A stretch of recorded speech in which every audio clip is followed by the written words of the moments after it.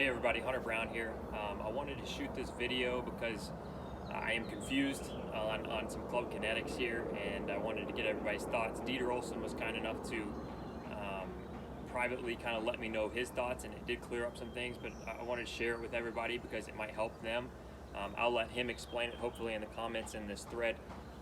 But I've been recently taking the Forces in Motion course, and it's been really helpful with my understanding of kinetics and how this golf club moves. I've also been taking the Penn State biomechanics class, and then of course several videos that different people put up in this forum, and then of course the Zoom call that Mike Finney put together. They've all been super helpful, so if you haven't done any of those, I highly recommend them. But I had a question in part where I come back to this, and I've been confused in this in the past, and basically it just of how this movement or this translation of this center mass works. So from my basic understanding, there's three things that can make the club move or the center of mass move. The first being gravity, which of course just works downward.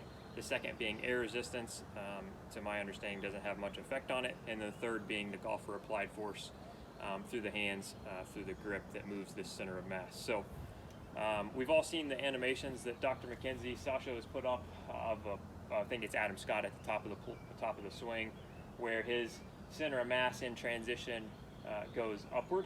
So that would intuitively tell us that the net force is pointed upward.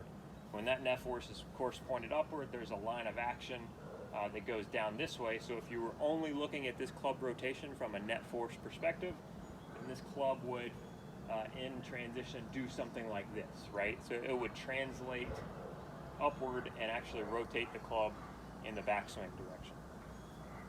However, we also have a couple, and to my understanding again, that the couple only makes this club rotate around or about its center of mass. It doesn't actually move the center of mass in that direction, right?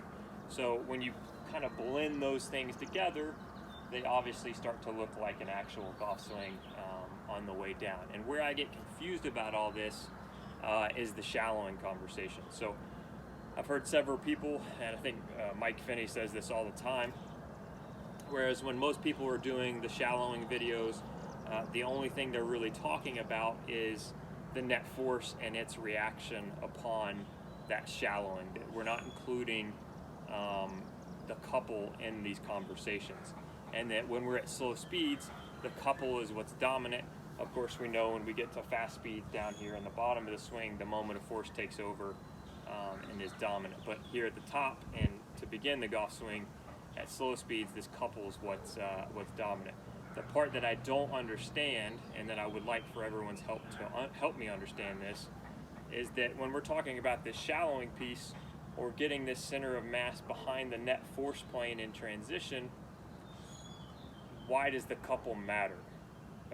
And that may sound like a stupid question, but what I mean is, from my understanding, that the couple only rotates the club about its center of mass. It doesn't actually move the center of mass. That's all the golfer applied force that actually moves the center of mass in that direction.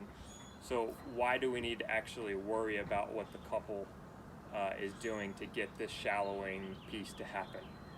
So let me know your thoughts, because I am definitely confused, and hopefully Dieter will share his as well, but I appreciate any help you can give. Thanks.